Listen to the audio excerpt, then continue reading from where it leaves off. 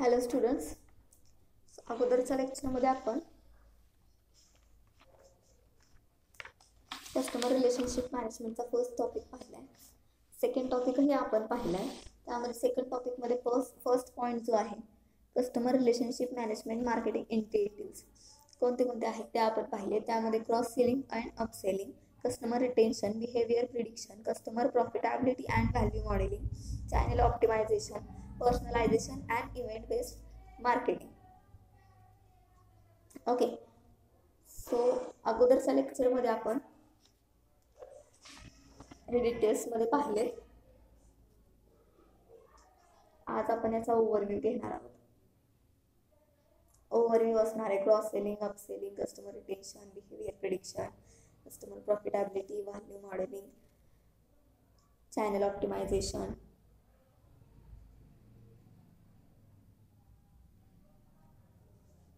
and event based marketing. Okay, so customer retention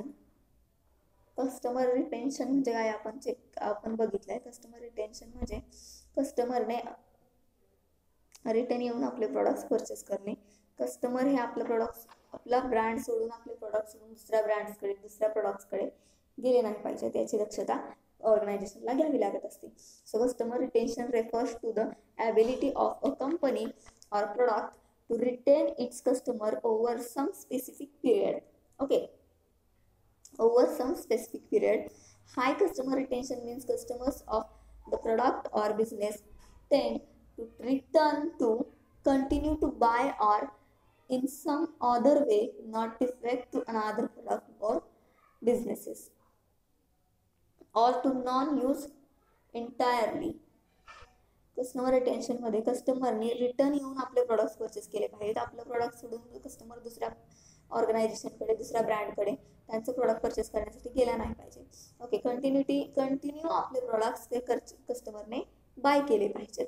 selling organisation generally attempt to reduce customer defection.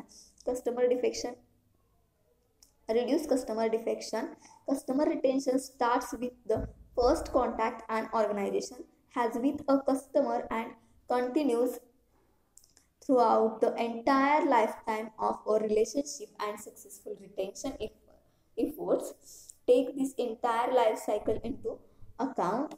A company's ability to attract and retain new customers is related not only to its product or services but also to the way it services its existing customers, the value the customers actually pursue as a result of utilizing the solution, and the reputation it creates within and across the marketplace.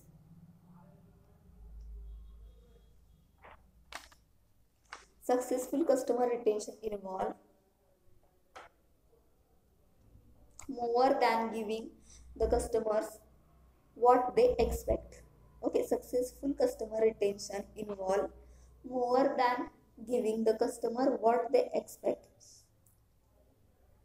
Generating loyal advocate of the brand might mean exceeding customer expectations, creating customer loyalty, put customer value rather than maximizing profits and shareholder value at the center of business strategy. The key differentiation in a competitive environment is often the delivery of consistently high standard of customer services.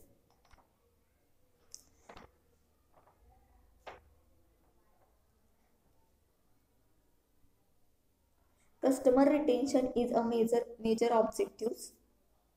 Customer retention has a direct impact on profitability. Research by John Fleming and Jim Asplund indicate that engaged customer generated time more revenue than normal customer, while having engaged employee and engaged customer return a revenue gain of 3.2 times the norms. ज्या वेळेला customers return येऊन आपले products purchase करत असतात त्यावेळी आपलं आप त्यावेळी डायरेक्ट इम्पॅक्ट हा आपल्या प्रॉफिटवरती पडत असतो. ओके.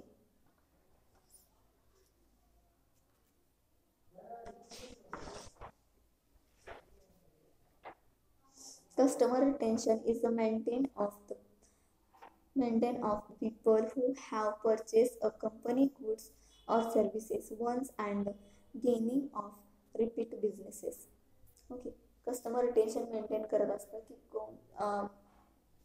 आपले कस्टमर्स रिटर्न येऊन आपले गुड्स किंवा सर्व्हिस परचेस किती करतायत.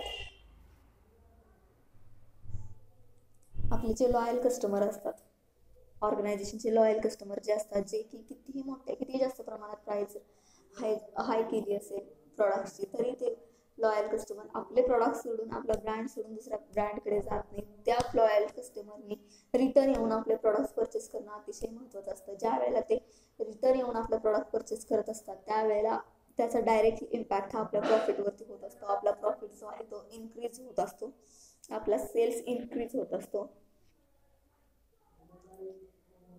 Customer retention occurs when a customer is loyal a company, brand or to a specific product or services, expressing long-term commitment and refusing to purchasing from competitors.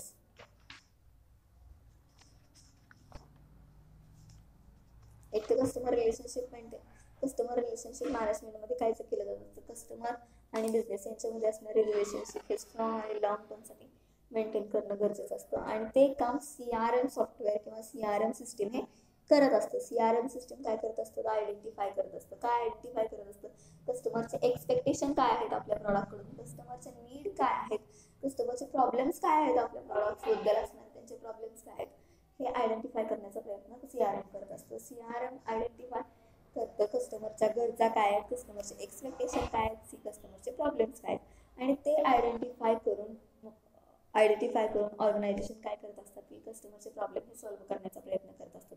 मग ते कस्टमरचे problem solve करण्याचा प्रयत्न त्या personally कस्टमरशी contact करून केला जातो.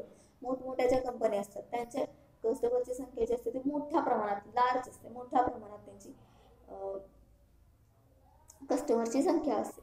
त्यामुळे त्या मोठ्या ऑर्गनायझेशन काय करत असतात, त्यांचे जे इंस्टाग्राम पेजेस असतील, फेसबुक पेजेस असतील, सोशल मीडियाद्वारे ते कम्युनिकेट करत असतात आपल्या कस्टमरशी कम्युनिकेट करत असतात. त्याचबरोबर कस्टमरचे प्रॉब्लेम सॉल्व्ह करण्याचा प्रयत्न करत असतात. पर्सनली प्रत्येक व्यक्तीच्या कमेंटला रिस्पॉन्स दिला जात असतो.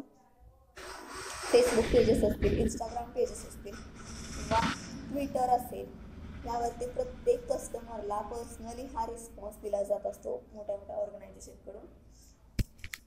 त्याचबरोबर मोठ्या ऑर्गनायझेशन काय करत असतात आपल्या प्रॉडक्ट्सबद्दल जी दिली जाणारी सर्व्हिस असते, आपल्या ऑर्गनायझेशनकडून दिली जाणारी सर्व्हिस जी असते ती लॉयल कस्टमरसाठी स्पेशल सर्व्हिस प्रोव्हाइड करण्याचा प्रयत्न तिथे केला जातो. आणि स्पेशल सर्व्हिस जी प्रोव्हाइड केली जात असते ती राईट टाइममध्ये राईट प्लेसमध्ये.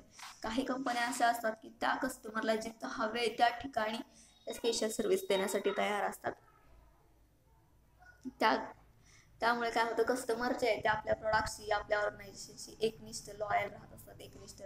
आणि ज्या वेळेला हे लॉयल कस्टमर आपल्या प्रॉडक्टशी लॉयल असतात, ते आपल्या ब्रँडशी लॉयल असतात, ते कस्टमर ज्या वेळेला रिटर्न अगेन अँड अगेन येऊन आपले प्रॉडक्ट परचेस करत असतात त्याचा डायरेक्टली इम्पॅक्ट हा आपल्या नंबर्स ऑफ कस्टमर्स वरती असेल किंवा नंबर ऑफ प्रॉडक्ट सेलिंग वरती असेल किंवा आपल्या प्रॉफिट वरती असेल, या तिन्ही गोष्टीवरती त्याचा डायरेक्टली इम्पॅक्ट हा पडत असतो.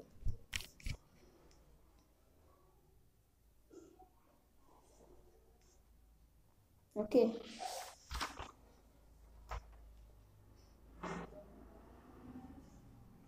हे झालं customer retention.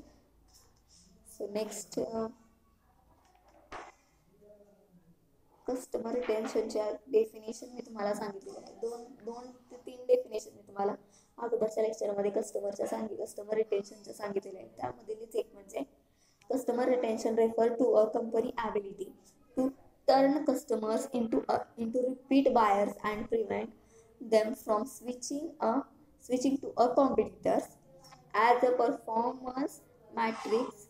It indicates whether your product and the quality of your service please your existing customer. It is also the lifeblood of most subscription based companies and service providers. Okay,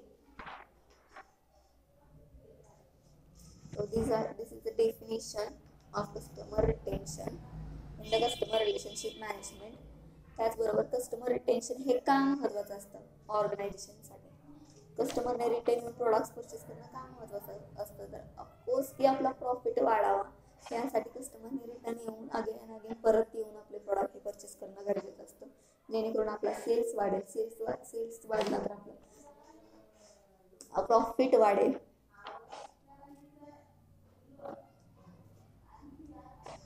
With increased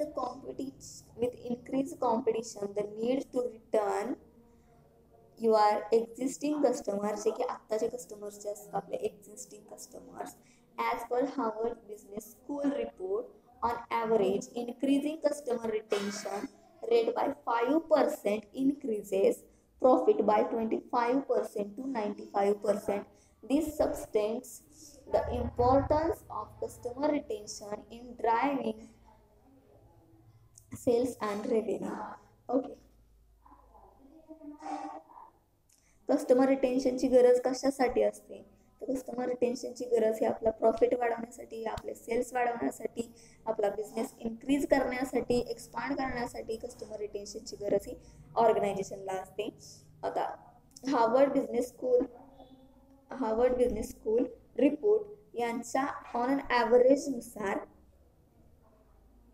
ज्या वेळेला increasing customer retention rate 5% असेल त्यावेळेला आपला profit हा 25% to 95% हा increase होत असतो.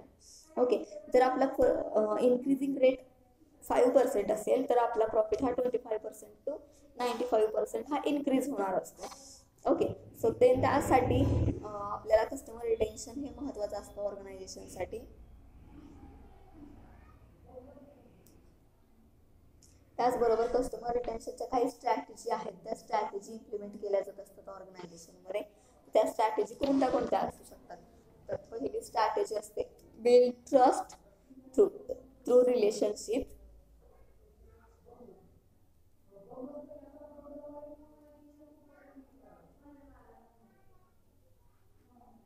Build trust through relationship यामध्ये फर्स्ट असेल implement a monthly email marketing.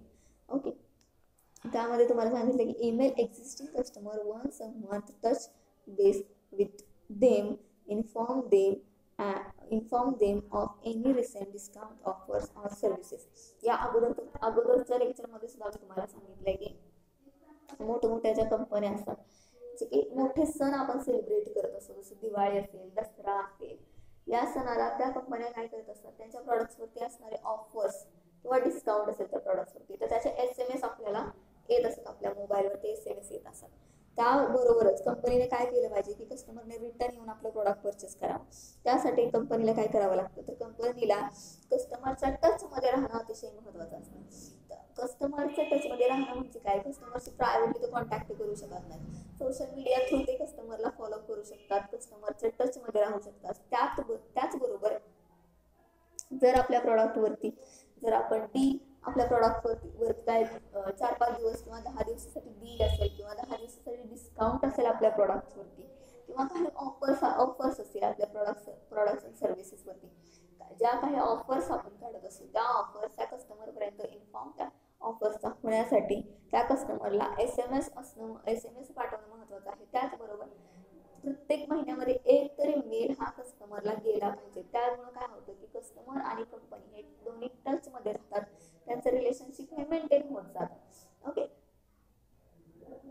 कस्टमर्सला आपल्या ऑफर्सची, आपल्या डील्सची, डिस्काउंट्सची इन्फॉर्मेशन देणं हे गरजेचं असतं, जेणेकरून की कस्टमरला समजेल आपल्या प्रॉडक्ट्सवरती किती प्रमाणात ऑफर आहे, किती प्रमाणात डील्स आहे, किती प्रमाणात डिस्काउंट आपल्या प्रॉडक्ट्सवरती दिला जात आहे, जेणेकरून की कस्टमर अगेन अँड अगेन येऊन आपलं ते प्रॉडक्ट परचेस करेल.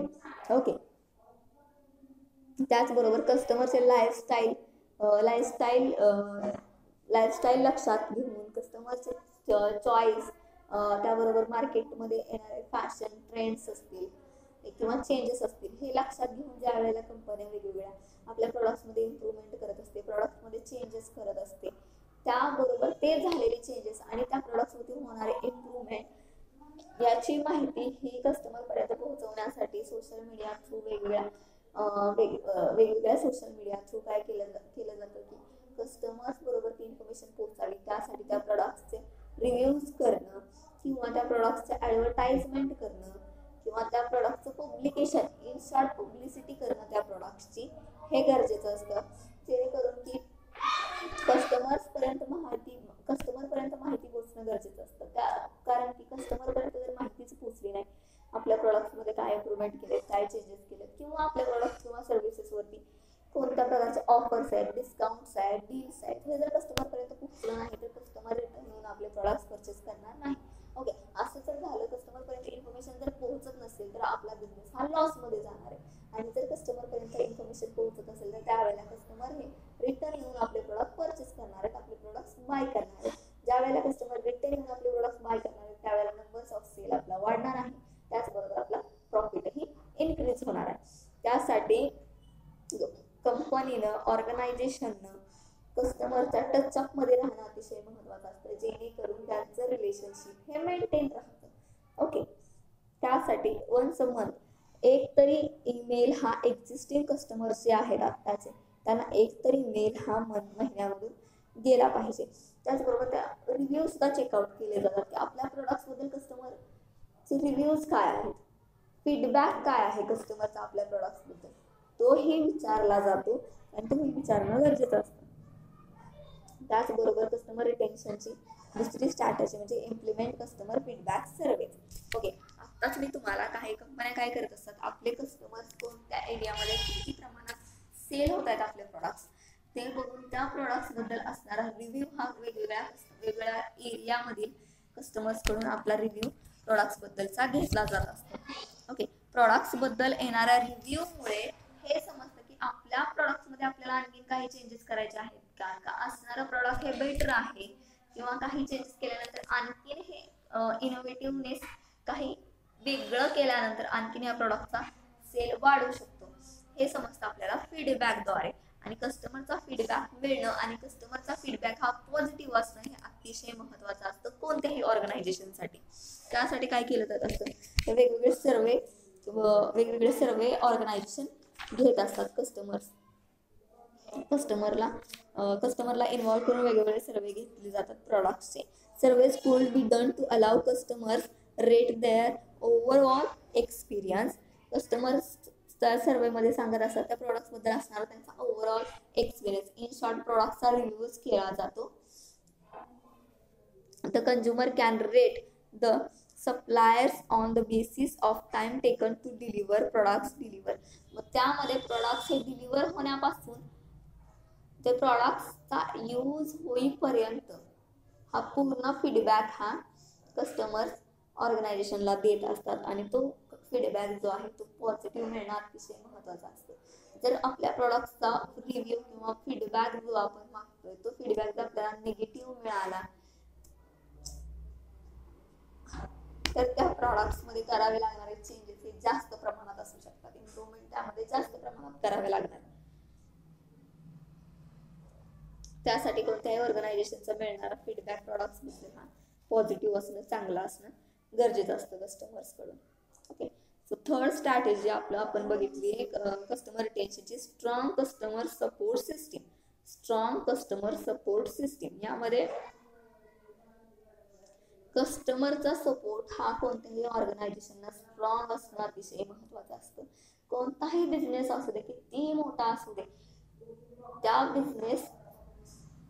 बिझनेसचा स्टेटस हा त्यांचे नंबर्स ऑफ कस्टमर्स किती आहेत याच्यावरून ठरवला जात असतो. त्याचबरोबर नंबर्स ऑफ कस्टमर लॉयल किती आहेत, लॉयल कस्टमर्स किती आहेत या ऑर्गनायझेशनचे याच्यावरून त्याचा स्टेटस हा समजला जात असतो. त्याचबरोबर मोठ्या मोठ्या शेअर्स कंपन्या असतात त्यांचा स्टेटस हा नंबर्स ऑफ शेअर होल्डर किती आहेत याच्यावरून ठरवला जातो. ओके, बिझनेसमध्ये कस्टमरचा स्ट्रॉंग सपोर्ट एखाद्या बिझनेसला असेल ना, तर तो बिझनेस सक्सेसफुल सक्सेसफुल होण्यासाठी त्या बिझनेसला कोणीही अडवू शकत नाही. कारण आपले कस्टमर ज्या वेळेला आपल्या सोबत असतात बिझनेसच्या, त्यावेळेला बिझनेस हा मोठ्या प्रमाणात आणि फास्ट कमी वेळेमध्ये सक्सेस हा गाठत असतो बिझनेस. त्यासाठी कस्टमरचा असणारा सपोर्ट हा स्ट्रॉंग असणं अतिशय महत्वाचं असतं. त्यासाठी कस्टमर बरोबर असणारं कम्युनिकेशन असेल, कस्टमर बरोबर असणारं रिलेशन असेल ऑर्गनायझेशनचं, ते चांगलं असणं गरजेचं आहे. चांगलं असणं गरजेचं आहे. तर CRM मध्ये काय केलं जात असतं, ते कस्टमर बरोबर असणारं रिलेशन ऑर्गनायझेशनचं हे मेंटेन करण्याचा प्रयत्न CRM करत असतं. ते रिलेशन स्ट्रॉंग कसं मेंटेन होईल, ते रिलेशन लॉंग टर्म साठी कसं मेंटेन होईल, याचा प्रयत्न कस्टमर रिलेशनशिप मॅनेजमेंट मध्ये केला जात असतो. आणि जितक्या प्रमाणात कस्टमर बरोबर असणारं रिलेशन हे स्ट्रॉंग असेल, जितक्या प्रमाणात कस्टमर बरोबर असणारं रिलेशन हे लॉंग टर्म साठीच असेल, तितका फायदा हा बिझनेस ऑर्गनायझेशनला फ्युचर मध्ये होणारा असतो. त्यासाठी कस्टमर बरोबर असणारं कम्युनिकेशन हे चांगला पॉझिटिव्ह असणं गरजेचं आहे.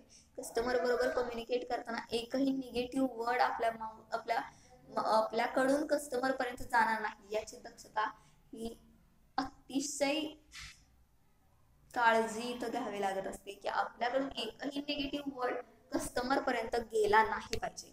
ओके, सो ही एक स्ट्रॅटेजी आहे कस्टमर रिटेन्शन मध्ये. त्याचबरोबर पर्सनलाइज आणि एक्सपिरियन्स यामध्ये काय सांगितले तुम्हाला, की ज्या वेळेला एक थँक्यू हा शब्द सुद्धा खूप मोठा आहे. ज्या वेळेला एखादा कस्टमर आपले प्रोडक्ट्स किंवा आपले सर्व्हिसेस बाय करत असतो, त्यावेळेला आपण त्या कस्टमर्सला थँक्यू हा शब्द म्हणणं हा सुद्धा खूप मोठा असतो. त्यासाठी आपलं जे कम्युनिकेशन असणार आहे ते अतिशय पोलाइटली सॉफ्ट कम्युनिकेशन असणं अतिशय महत्वाचं असतं कस्टमर रिलेशनशिप मॅनेजमेंटमध्ये.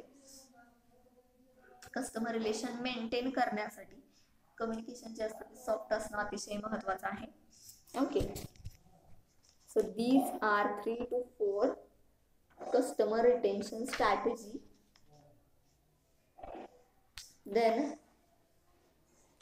आपण आणखी काय काय बघितलं, क्रॉस सेलिंग अप सेलिंग हा पॉइंट आपण चेकआउट केलाय. तो पण मी या अगोदर तुम्हाला एक्सप्लेन केलाय, 2 वेळा तरी एक्सप्लेन करून झाला असेल तो point. Okay, cross selling and up selling.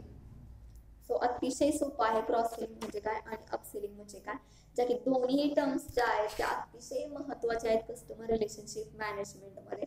तुम्हाला त्या मी explanation customer relation cross selling and up selling म्हणजे काय, त्याचबरोबर मी तुम्हाला एक्सप्लेन केले त्याचे एक्झाम्पल देऊन. एक्झाम्पल दिल्याने ते अतिशय सोपं जातं. तुम्हाला एक्झाम्पल समजलं की तुम्हाला समजेल की क्रॉस सेलिंग म्हणजे काय आणि अप सेलिंग म्हणजे काय.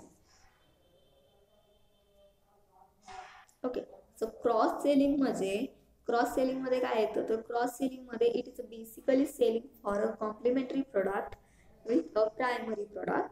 Okay, it is basically selling for a complimentary product with a primary product. Cross सेलिंगलाच आपण अटॅचमेंट सेलिंग सुद्धा म्हणू शकतो. क्रॉस सेलिंगलाच आपण अटॅचमेंट सेलिंग असं सुद्धा म्हणू शकतो. ओके, अटॅचमेंट सेलिंग असं सुद्धा म्हणलं. अटॅचमेंट सेलिंग मध्येच बघा तुम्हाला समजेल की क्रॉस सेलिंग म्हणजे काय. क्रॉस सेलिंग म्हणजे एखाद्या प्रायमरी प्रोडक्ट्स बरोबर कॉम्प्लिमेंटरी प्रोडक्ट हा सेल करण्याचा प्रयत्न केला जातो क्रॉस सेलिंग मध्ये. ओके, सपोज मला मोबाईल परचेस करायचा आहे. मोबाईल परचेस करत असताना मला सेल्स एक्झिक्युटिव्ह काय करतो, सेल्समन काय करतो की मोबाईल कव्हर परचेस करण्यासाठी मोबाईल कव्हर हे परचेस करण्यासाठी मला कन्व्हिन्स केलं जात असतं. तिथं पेनड्रॉइड परचेस करण्यासाठी मला कन्व्हिन्स केलं जात असतं मोबाईल परचेस करताना. ओके, लॅपटॉप परचेस करायचा असेल, लॅपटॉप परचेस करताना मला लॅपटॉप बॅग घेण्यासाठी कन्व्हिन्स केलं जातं, लॅपटॉप बॅग परचेस करण्यासाठी कन्व्हिन्स केलं जातं. त्याचबरोबर माऊस असेल, माऊस परचेस करण्यासाठी कन्व्हिन्स केलं जात असतं. त्याचबरोबर पॅनड्रॉइड सुद्धा येईल, पॅनड्रॉइड परचेस करण्यासाठी मला काय केलं जातं, कन्व्हिन्स केलं जात असतं. ओके, ज्या वेळेला मला बाईक परचेस करायची आहे तर बाईक बरोबर काय येऊ शकतं, तर बाईक बरोबर मला हेल्मेट परचेस करण्यासाठी कन्व्हिन्स केलं जाऊ शकतं. त्याचबरोबर जर मी KFC मध्ये गेले, एखाद्या हॉटेलमध्ये गेले, KFC मध्ये गेले, मला बर्गर ऑर्डर करायचा आहे, तर बर्गर सोबत कोक आणि फ्रेंच फ्राईज मी परचेस कराव्यात यासाठी मला तिथं कन्व्हिन्स केलं जात असतं.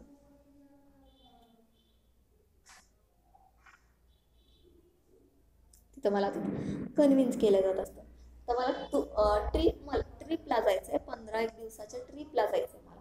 ओके, ट्रिपला जाण्यासाठी मला तिकीट बुकिंग करायचं आहे. तिकीट बुकिंग करत असताना डायरेक्टली इनडायरेक्टली हे विचारून घेतलं जातं की आपण स्टे कुठे करणार आहोत, आपण कुठे जाणार आहोत, किती दिवसासाठी जाणार आहोत, मग कुठे कुठे आपण फिरणार आहोत, मग त्यासाठी आपण कुठे कुठे स्टे करणार आहोत.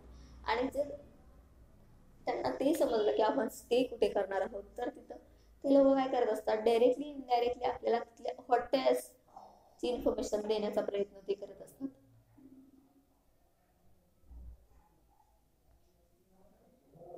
त्याचबरोबर डायरेक्टली इनडायरेक्टली हॉटेल्स रूम विकण्याचा प्रयत्न क्रॉस सेलिंग मध्ये केला जात असतो. इन शॉर्ट, एका प्रॉडक्ट बरोबर दुसरा प्रॉडक्ट परचेस करण्यासाठी कन्व्हिन्स केलं जात असतं. ओके, त्याचबरोबर आपल्याला टीव्ही परचेस करायचा असेल. ओके, टीव्ही परचेस करण्यासाठी आपण काय केलं, आपण टीव्ही शॉपमध्ये गेलो. टीव्ही शॉपमध्ये आपण गेल्यानंतर आपण टीव्ही परचेस करतोय, तर टीव्ही परचेस करत असताना आपल्याला म्युझिक सिस्टम किंवा home theatre sound system purchase करण्यासाठी सेल्समन काय करत असतो, कन्व्हिन्स करत असतो. कन्व्हिन्स करत असतो. ओके, हे झालं क्रॉस सेलिंग मध्ये. आणि क्रॉस सेलिंगलाच आपण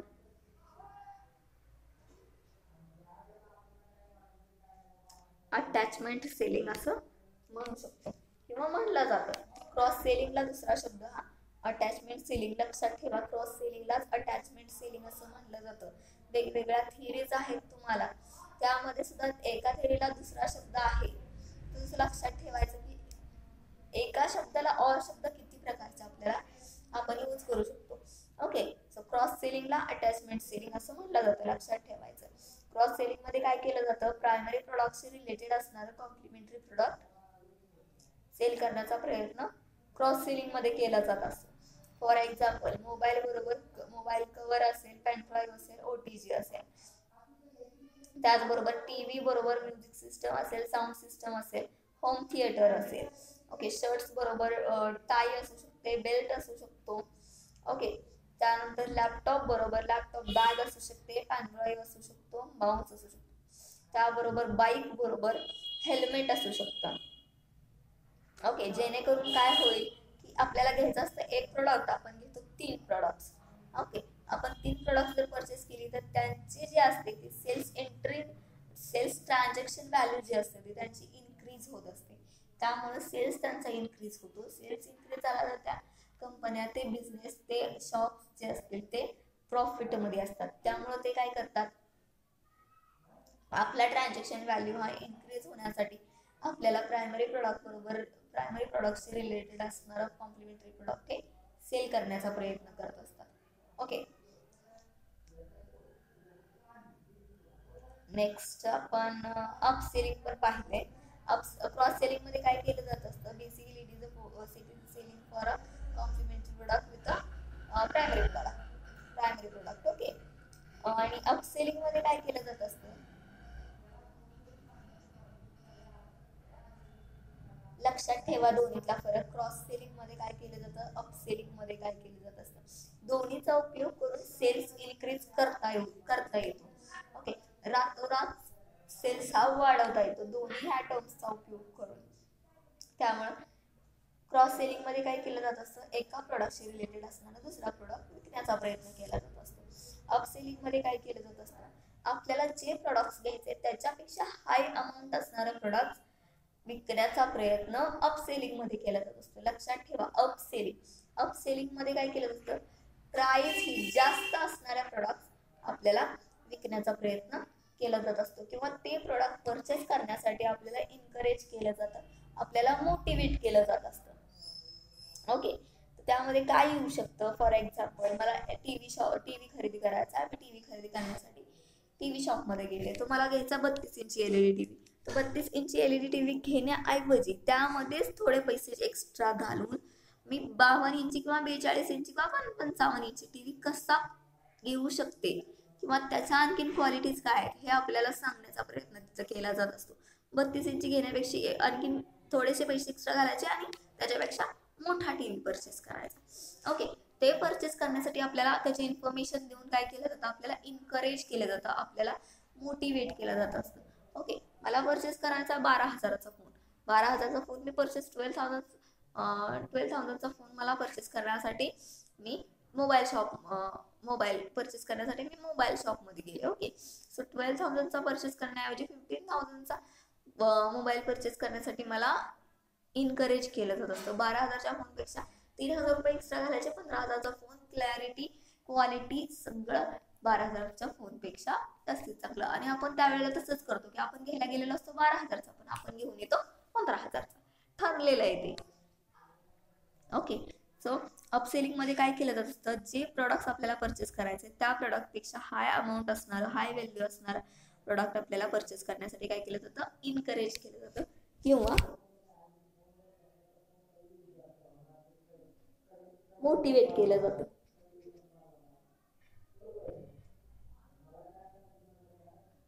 ओके, सो यामध्ये कोणते कोणते एक्झाम्पल्स येऊ शकतात? अपसेलिंग मध्ये कोणते एक्झाम्पल येऊ शकतात? टीव्हीचं सांगितलं मी तुम्हाला, मोबाईलचं सांगितलं, लॅपटॉपचं सुद्धा तसंच येणार. लॅपटॉप परचेस करायला गेलो, आपल्याला घ्यायचा आहे 40,000 पर्यंत आपल्याला लॅपटॉप घ्यायचा आहे. ओके, किंवा 20,000 पर्यंत आपल्याला लॅपटॉप घ्यायचा आहे. तर त्यामध्येच आणखी 5-10 हजार रुपये एक्स्ट्रा घालून 30-35 हजार पर्यंतचा लॅपटॉप आपल्याला दाखवला जातो. मान्य की आपल्याला घ्यायचा आहे 20 पर्यंत, पण त्याचं दाखवायचं काम ते सेल करण्याचा प्रयत्न करत असतात. ते सेल करण्याचा प्रयत्न करतात, पण घ्यायचं की नाही, परचेस करायचं की नाही, ते आपल्यावरती डिपेंड असतं. ओके, सो ते झालं. त्याचबरोबर आणखीन एक एक्झाम्पल येऊ शकतं जे की अतिशय महत्त्वाचं आहे, लक्षात ठेवण्यासारखं आहे. अपसेलिंग मध्ये आपण KFC मध्ये गेलो. ओके, KFC मध्ये गेलो, आपण बर्गर ऑर्डर केला. आपण मला 100 रुपयाचा बर्गर घ्यायचा आहे. ओके, आणि मी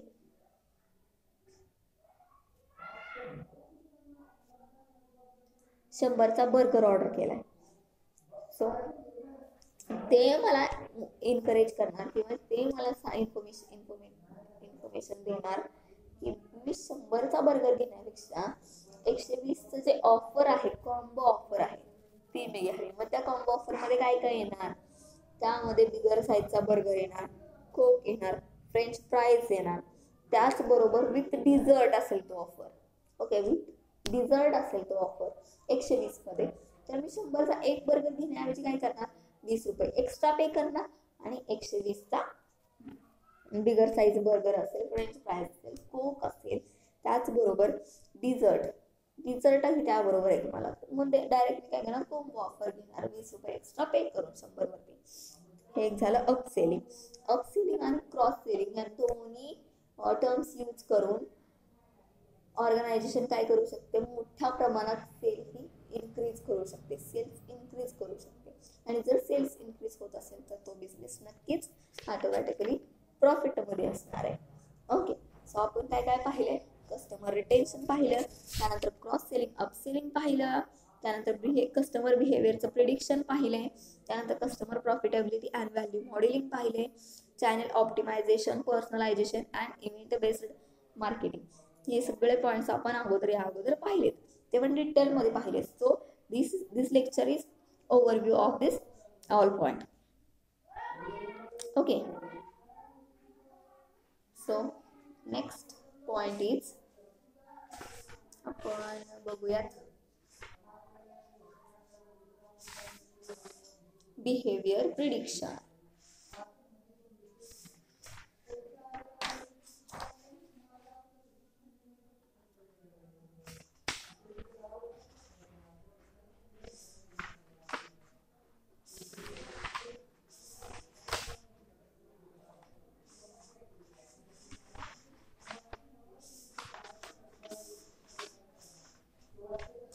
बिहेवियर प्रिडिक्शन मध्ये काय केलं जातं, तर कस्टमर रिलेशनशिप मॅनेजमेंट मध्ये तुम्हाला अगोदर सांगितले काय केलं जातं कस्टमर रिलेशनशिप मॅनेजमेंट मध्ये.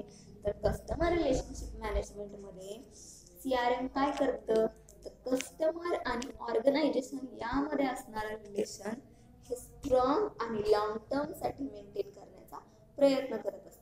आणि स्ट्रॉंग आणि लॉंग टर्म साठी मेंटेन करणं कस्टमरशी रिलेशन हे अतिशय महत्त्वाचं असतं. कस्टमरशी असणारं रिलेशन हे चांगल्या पद्धतीने मेंटेन केलेलं असेल तर त्या बिझनेसला फ्युचरमध्ये त्या कस्टमरशी रिलेशन मेंटेन केलेल्याचा फायदा हा त्या बिझनेसला फ्युचरमध्ये होणार असतो. ओके. त्याचबरोबर कस्टमर रिलेशनशिप मॅनेजमेंट काय करतं, आयडेंटिफाय करतं. काय आयडेंटिफाय करतं, कस्टमरचे नीड काय आहेत, कस्टमरचे प्रॉब्लेम्स काय आहेत, कस्टमरचे एक्सपेक्टेशन आपल्या प्रोडक्ट्स कडून काय आहेत हे आयडेंटिफाय करण्याचा प्रयत्न कस्टमर रिलेशनशिप मॅनेजमेंट करत असतं. Okay. So customer relationship management मध्ये कस्टमर बिहेवियर प्रिडिक्शन म्हणजे कस्टमरच्या वर्तणुकीचा अंदाज, जो की कस्टमरच्या वर्तणुकीचा अंदाज हा ऑर्गनायझेशनला असणं अतिशय महत्वाचं आहे. वर्तणुकीचा अंदाज म्हणजे काय, तर कस्टमरला कशा पद्धतीचे प्रोडक्ट्स आवडतात. ओके.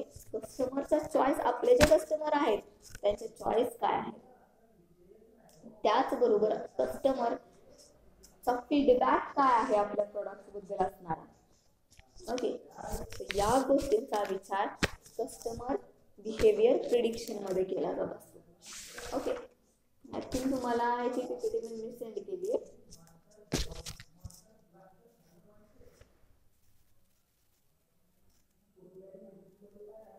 तुम्ही पुढे चेकआउट करा.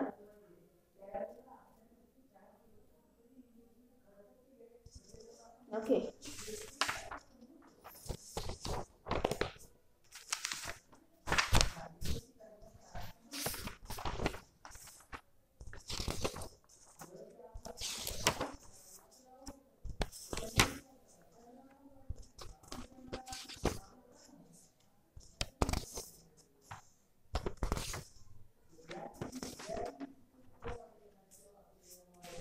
बिहेवियर प्रिडिक्शन मध्ये काय केलं जातं, कस्टमरच्या ग्राहकाच्या वर्तणुकीचा अंदाज ही बिझनेस ऑर्गनायझेशन लावत असतं.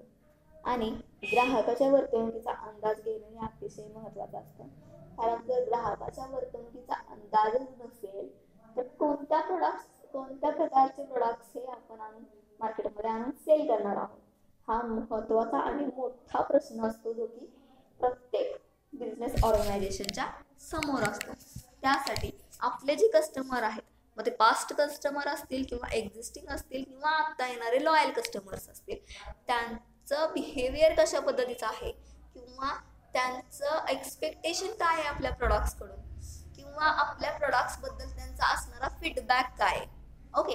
जे एक्झिस्टिंग कस्टमर आहेत त्यांच्याकडून तर आपल्याला फीडबॅक मिळू शकतो आपल्या प्रोडक्टचा, तर तो फीडबॅक घेण्याचा प्रयत्न हा प्रत्येक ऑर्गनायझेशन करत असते. आपल्या प्रोडक्टचा फीडबॅक हा ग्राहकांकडून कस्टमर्स कडून कसा आहे याच्यावरून कस्टमरचं बिहेवियर कशा पद्धतीचं आहे हे समजतं आपल्याला. ओके. आणि कस्टमरचं बिहेवियर समजणं अतिशय महत्वाचं असतं प्रत्येक ऑर्गनायझेशनसाठी. त्याचबरोबर कस्टमरचे चॉईस काय आहेत किंवा कस्टमरचं एक्सपेक्टेशन काय आहे. ओके. एखादा नवीन ट्रेंड मार्केटमध्ये आलाय आणि आपण ओल्ड टेक्नॉलॉजीज घेऊन आपले प्रोडक्ट्स मार्केटमध्ये आणले तर ते सेल होतील का, तर ते सेल होणार नाही. आत्ताचे सध्याचे कस्टमर्स काय करतात, नवीन फॅशन नवीन ट्रेंड याच्याकडे अट्रॅक्ट होण्याचा प्रयत्न करत असतात ते. ओके. सो नवीन फॅशन नवीन ट्रेंड नवीन चेंजेस कडे अट्रॅक्ट होणारे कस्टमर्स जर आपले असतील तर आपण ओल्ड टेक्नॉलॉजी वापरून काय उपयोग होणार आहे का, तर नाही. त्यासाठी आपल्याला आपण जी टेक्नॉलॉजी यूज करणार आहोत ती सुद्धा आपली नवीन असणं गरजेचं आहे. ओके. सो त्यासाठी कस्टमरचा बिहेवियर माहिती असणं अतिशय महत्वाचं आहे. त्याचबरोबर कस्टमर नक्की कोणत्या पद्धतीचे प्रोडक्ट परचेस करतायत किंवा कोणत्या पद्धतीचे प्रोडक्ट्स परचेस करण्याकडे कस्टमरचा कल आहे जास्तीत जास्त हे समजणं हे त्याचबरोबर माहितीच आहे. ज्या वेळेला फीडबॅक घेतला जात असतो कस्टमर कडून आपल्या प्रोडक्ट्स बद्दल फीडबॅक घेतला जात असतो, त्या फीडबॅक मध्ये जास्तीत जास्त प्रमाणात हे समजतं की कस्टमरला कोणत्या पद्धतीच्या प्रोडक्ट्सकडे इंटरेस्ट आहे किंवा कस्टमरची चॉईस कोणत्या पद्धतीची आहे. कारण कस्टमर्स हे सगळे कस्टमर्स असे नाहीत की ते हवी ती प्राइस पे करून प्रॉडक्ट परचेस करतील. ओके, सगळ्यांचा इन्कम लेवल तरी तेवढ्या प्रमाणात नसतो जेणेकरून की सगळे ते हाय अमाऊंट असणारे प्रोडक्ट हे परचेस करतील. तर सगळ्या पद्धतीच्या कस्टमर्सकडे लक्ष देऊन हे ऑर्गनायझेशन प्रोडक्टचं प्रोडक्शन हे घेत असतं. ओके, ज्या वेळेला समजतं की कस्टमरचा फीडबॅक काय आपल्या प्रोडक्ट्सकडून, त्यावेळेला त्या फीडबॅकद्वारे जर काही आपल्या कस्टमरचे काही प्रॉब्लेम्स असतील, ओके, ते प्रॉब्लेम सॉल्व्ह करण्याचा प्रयत्न हा ऑर्गनायझेशननं करणं अतिशय महत्त्वाचं आहे. त्याचबरोबर कस्टमरचे एक्सपेक्टेशन काय ते आयडेंटिफाय करणं अतिशय महत्त्वाचं आहे. ते एक्सपेक्टेशन काय ते आयडेंटिफाय करून ते त्याच्यामध्ये त्या प्रोडक्ट्समध्ये त्या एक्सपेक्टेशननुसार चेंजेस करणं अतिशय महत्त्वाचं आहे. त्याच्यामध्ये इम्प्रूव्हमेंट करणं अतिशय महत्त्वाचं आहे. ओके,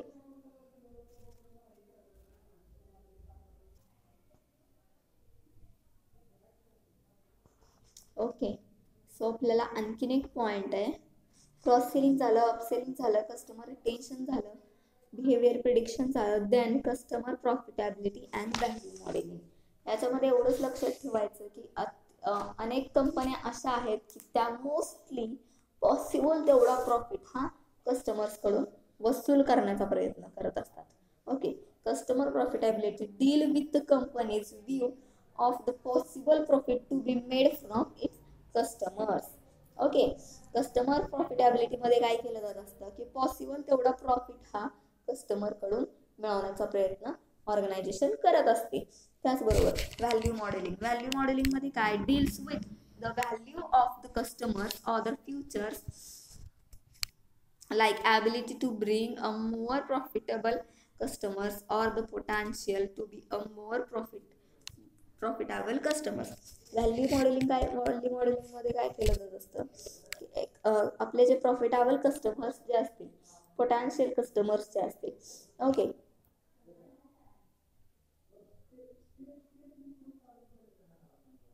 आपले जे पोटेन्शियल कस्टमर्स जे असतील म्हणजे जे आपले कस्टमर आता झालेले नाही आहेत पण ते फ्युचरमध्ये होणार आहेत, त्यांची व्हॅल्यू ही आत्ताच्या एक्झिस्टिंग कस्टमर्सपेक्षा जास्त असते. व्हॅल्यू मॉडेलिंगमध्ये लक्षात ठेवा की व्हॅल्यू मॉडेलिंगमध्ये काय येतं की आत्ताच्या एक्झिस्टिंग कस्टमरपेक्षा होणारे पोटेन्शियल जे कस्टमर्स असतात त्यांची व्हॅल्यू ही जास्त प्रमाणात असते. Okay, so value modelling is only as accurate the customer data in a range.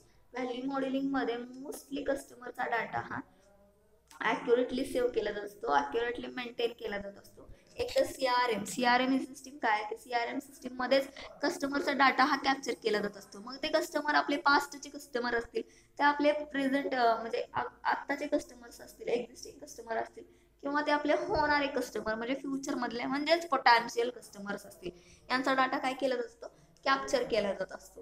Okay, save केला जात असतो. त्यामुळे लक्षात ठेवा कस्टमर प्रॉफिटेबिलिटी काय केलं जात असतं तर पॉसिबल तेवढा प्रॉफिट हा कस्टमरकडून मिळवण्याचा प्रयत्न केला जात असतो. व्हॅल्यू मॉडेलिंग मध्ये काय केलं जात असतं की एक्झिस्टिंग कस्टमर पेक्षा पोटेन्शियल कस्टमरची व्हॅल्यू ही जास्त असते, इन्क्रीज असते, ग्रेटर दॅन असते. ओके, त्याचबरोबर आपण आणखी काय पाहिले याच्यामध्ये, माझ्या माहितीनुसार पर्सनलायझेशन हा एक पॉईंट आपण पाहिला, तो शॉर्टमध्ये पाहिला आहे, एवढं डिटेल्समध्ये नाही पाहिला, सो डिटेल्समध्ये तुम्हाला घ्यायचं पण नाहीये. So then event based marketing हा एक पॉईंट आहे.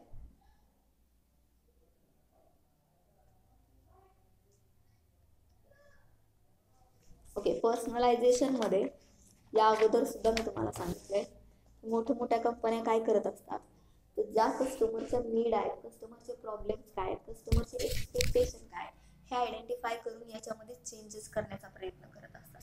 जर कस्टमरला आपल्या प्रोडक्ट्सबद्दल असणारे जे प्रॉब्लेम्स असतील, काही क्वेरी असतील, तर त्या क्वेरी कस्टमरच्या कशा कळणार, आपल्याला कशा समजणार, त्यासाठी काय केलं जात असतं, मोठ्या कंपन्या काय करतात, कस्टमर बरोबर असणारं रिलेशन आपलं मेंटेन करण्यासाठी त्यांना SMS करणं, त्यांना टायमिंग ते टायमिंगला SMS करणं, त्यांना टायमिंग ते टायमिंगला ईमेल्स करणं, त्याचबरोबर त्यांना पर्सनली कॉन्टॅक्ट करणं. मग पर्सनली कॉन्टॅक्ट कशा थ्रू होऊ शकतो, तर सोशल मीडिया हा एक असा प्लॅटफॉर्म आहे की त्याच्या थ्रू कितीही प्रमाणात numbers of customers, large numbers of customer जरी असतील तर त्यांच्याशी पर्सनली कॉन्टॅक्ट हा करता येऊ शकतो. इंस्टाग्राम पेजेस असतील, फेसबुक पेजेस असतील, ट्विटर असेल, त्याद्वारे काय केलं जात असतं की कस्टमरशी मोठमोठ्या ऑर्गनायझेशन काय करतात, कस्टमरशी पर्सनली कॉन्टॅक्ट करतात, पर्सनली रिलेशन हे मेंटेन करण्याचा प्रयत्न करत असतात. आणि कस्टमरसाठी हे ते महत्वाचं असतं आणि ते ऑर्गनायझेशनसाठी महत्वाचं असतं. कस्टमरच्या प्रॉडक्टबद्दल असणाऱ्या काही क्वेरी असतील, प्रॉब्लेम असतील, तर ते तिथं सॉल्व्ह होतं. त्याचबरोबर कस्टमरचे एक्सपेक्टेशन काय असतील प्रॉडक्टकडून ते समजण्याचा प्रयत्न ऑर्गनायझेशन करत असतात. त्याचबरोबर ऑर्गनायझेशनला समजतं की आपल्या प्रोडक्ट्सबद्दल कस्टमर्सकडून काय फीडबॅक आहे. ओके, आपल्या प्रोडक्ट्सबद्दल असणारा फीडबॅक हा पॉझिटिव्ह आहे की निगेटिव्ह आहे, आणि तो पॉझिटिव्ह असणं महत्त्वाचं असतं. हे समजण्यासाठी काय केलं जातं, तर कस्टमरशी जे कम्युनिकेशन केलं जातं ते कस्टमरशी कम्युनिकेशन हे पर्सनल कम्युनिकेशन त्यांच्याशी केलं जातं, पर्सनली कॉन्टॅक्ट त्यांच्याशी केला जातो, त्यांचे प्रॉब्लेम्स जाणून घेण्याचा प्रयत्न केला जातो. त्याचबरोबर त्यांचे प्रॉब्लेम जाणून घेऊन त्यांचे प्रॉब्लेम सॉल्व्ह करण्याचा प्रयत्नही पर्सनलायझेशनमध्ये केला जात असतो. लक्षात ठेवा, पर्सनलायझेशनमध्ये काय केलं असतं, कस्टमरशी डिरेक्टली पर्सनली कॉन्टॅक्ट केला जात असतो आणि ते पर्सनलायझेशनमध्ये अतिशय गरजेचं असतं.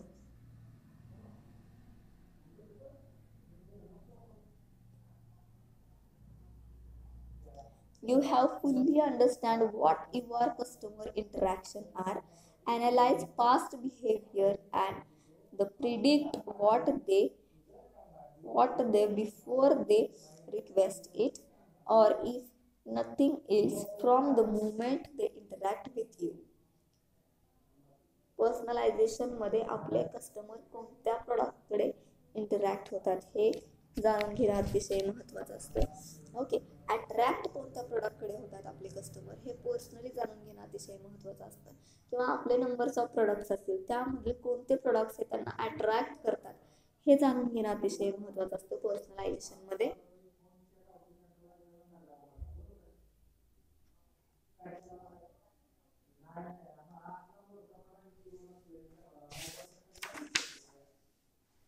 त्याचबरोबर personalisation is rooted in understanding and fulfilling the need of your customers. काय सांगितलं मी तुम्हाला या अगोदर की पर्सनलायझेशन काय करतं की आपल्या कस्टमरचे नीड काय आहेत हे आयडेंटिफाय करण्याचा प्रयत्न करतं. ते आयडेंटिफाय करून ते सॉल्व्ह करणं अतिशय महत्त्वाचं असतं. ओनली आयडेंटिफाय करणं हे एवढ्यावरती काम थांबत नाही, तर ते प्रॉब्लेम, त्यांच्या नीड्स, त्यांच्या क्वेरी आयडेंटिफाय करून ते सॉल्व्ह करणं अतिशय महत्त्वाचं असतं. ज्या वेळेला कस्टमरला आपल्या प्रोडक्ट्सबद्दल मिळणारी सर्व्हिस ही द बेस्ट असते त्यावेळेला कस्टमर हा फुल्ली सॅटिस्फाईड असतो. आणि कोणतीही ऑर्गनायझेशन असेल तिच्यासाठी एक महत्त्वाचा उद्दिष्ट, महत्त्वाचा ऑब्जेक्ट म्हणजे काय, तर आपले कस्टमर हे फुल्ली सॅटिस्फाईड होणं हे अतिशय महत्त्वाचं असतं. ओके,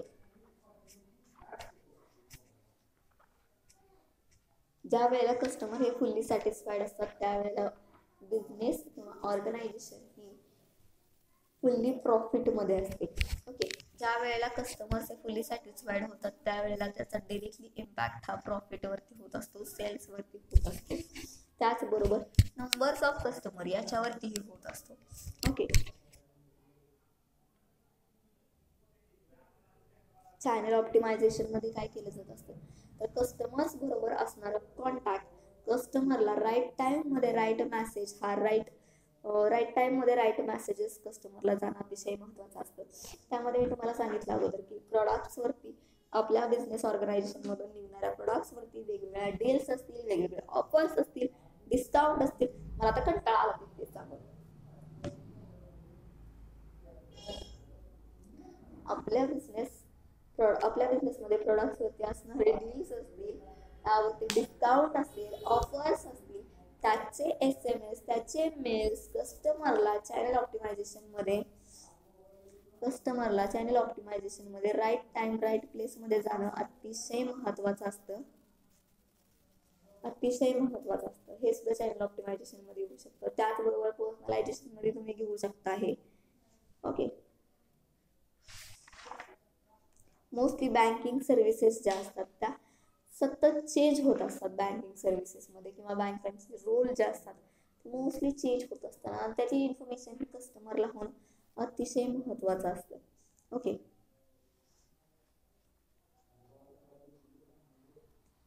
इव्हेंट बेस्ड मार्केटिंगमध्ये कस्टमर बरोबर प्रॉडक्ट सेल करताना जे कम्युनिकेशन केलं जात असतं ते अतिशय सेन्सिटिव्ह असणं अतिशय महत्त्वाचं असतं. त्याचबरोबर ते एक कस्टमरशी होणारं कम्युनिकेशन हे एक स्पेसिफिक इव्हेंटमध्ये स्पेसिफिक टाईममध्ये होणं अतिशय महत्त्वाचं असतं, ज्या वेळेला कस्टमर हे आपल्या प्रॉडक्टकडे अट्रॅक्ट होत असतात. Okay. So this is the total overview. Customer relationship management, marketing initiatives and customer services. त्यामधला point number 1 customer relationship management, marketing initiatives. Okay. So next लेक्चरला आपण काय बघणार आहोत? नेक्स्ट लेक्चरला आपण customer relationship management and customer services तो point check करणार आहोत. त्या पॉईंटमध्ये आपल्याला कोणते कोणते पॉईंट येणार आहेत? त्यामध्ये कॉल सेंटर असेल अँड कस्टमर केअर असेल, कॉल रुटीन असेल, कॉन्टॅक्ट सेंटर सेल्स सपोर्ट असेल, वेब बेस्ड सेल्स सर्व्हिसेस असतील, कस्टमर सॅटिस्फॅक्शन असेल, कस्टमर सॅटिस्फॅक्शन मेजरमेंट आहे तुम्हाला इथं, त्याचबरोबर कॉल स्क्रिप्टिंग असेल, cyber agent and workforce management असा हा दुसरा पॉईंट आपल्याला असणार आहे. ओके. So thank you.